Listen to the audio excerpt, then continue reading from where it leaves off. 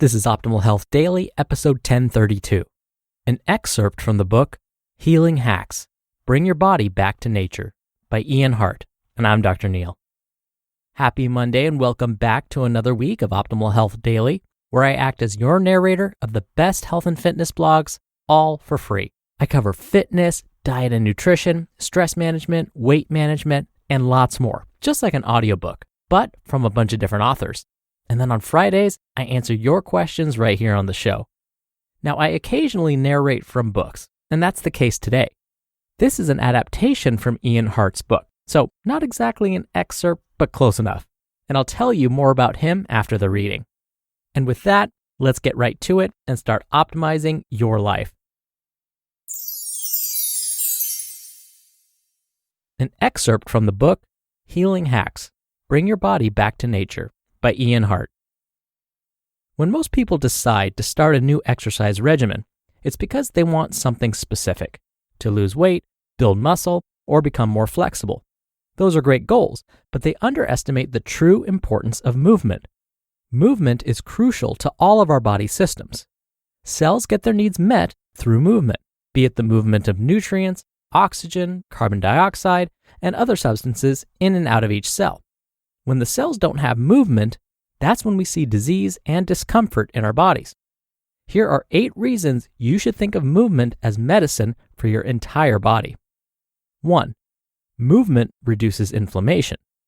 Lack of activity stimulates the network of inflammatory pathways, and it leads to visceral fat. A cascading effect results. As people gain weight and become more sedentary, they tend to eat more poorly and store more toxins.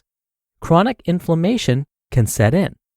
Exercise, on the other hand, causes levels of cytokines, inflammatory markers in the blood, to go down. There's a difference between intermittent inflammation, such as muscle soreness, and chronic inflammation. Soreness is a normal part of the body's repair mechanisms. If you work out regularly, your body will adapt and get more efficient at repairing itself. 2. Movement reduces infection and prevents disease. Being inactive increases your risk for numerous diseases, including type 2 diabetes, cardiovascular disease, chronic obstructive pulmonary disease, colon cancer, breast cancer, dementia, and depression. As people exercise adaptively, they protect themselves against these diseases.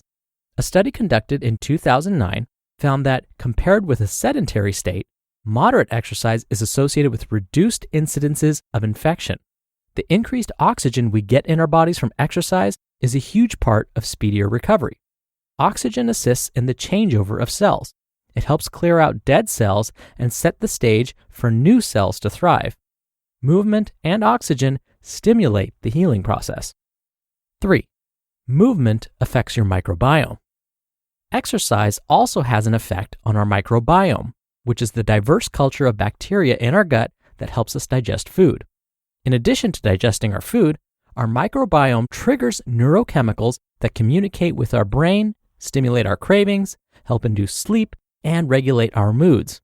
The more diversity in your gut, the better your immune system. Overtraining damages the microbiome and the cell lining of the intestines, but movement and exercise are necessary to the proper functioning of our digestive system. We need exercise in the right amounts and degrees of intensity that feel good to us. 4.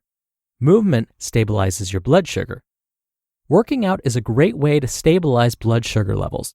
As muscles work, they require more glucose for fuel. If you train before you eat, you can reduce blood sugar spikes because your muscles will consume the sugars from your food. Because sugars are being quickly absorbed by the muscles, they don't hang out in the bloodstream or get stored as fat. This is why athletes can tend to eat whatever they want.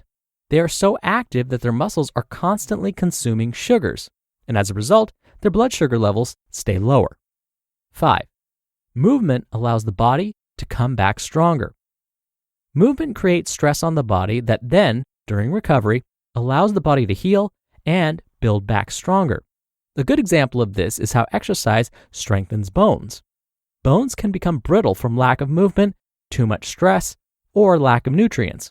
As you move, particularly with strenuous exercise, your network of osteocytes or bone cells cracks slightly. Once you eat, sleep, and recover, your body repairs these cracks and builds your bones back stronger. Typically, it takes a certain amount of stress on the bones to create adaptation, which is why progressive programming and training is important. 6. Movement lubricates your joints. Movement stimulates production of synovial fluid that lubricates the joints. We see a clear illustration of these effects in back pain relief exercises. One exercise, the chair pull, causes compression in the low back. This often feels counterintuitive to people. They wonder how compression could decrease their low back pain. The joints, nerves, muscles, and tissues need to be stimulated in order to create a response. That's why bed rest is terrible for back pain. Instead, we need movement around all of those joints to get synovial fluid, nutrients, blood flow, and oxygen back to those areas to heal. 7. Movement benefits your brain. Exercise creates positive effects on cognitive performance, and it stimulates the release of a variety of positive neurochemicals into the brain. We release serotonin, the happy chemical, and endorphins, which are our body's natural painkillers, as well as adrenaline that boosts our performance, among other chemicals. Cognitive function and mental focus go up as a result of exercise. It's also possible to get addicted to exercise and the adrenaline and endorphins that are released. For the brain, as well as for the rest of the body, exercise in moderation and in balance with recovery is ideal. And finally, 8. Movement fights depression. A study examining the effects of exercise on depression in mice showed that consistent stress can cause brain damage and neurodegeneration. Specifically, the study focused on the hippocampus, which is the part of the brain associated with depressive behavior. Under stress, the brain creates fewer blood vessels to supply the hippocampus, and that decreased density of blood vessels, and therefore decreased blood flow, results in depression-like behavior. But with increased exercise, you stimulate more blood flow and oxygen to the brain, open up the blood vessels, and increase the nutrient and neurochemical exchange, therefore creating an antidepressant effect. You just listened to an excerpt from the book, Healing Hacks, Bring Your Body Back to Nature by Ian Hart. This article was adapted from the book, Healing Hacks, Bring Your Body Back to Nature.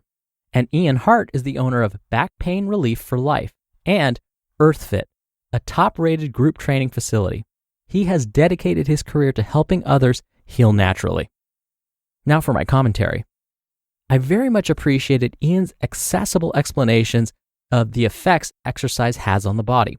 I've said this many times before.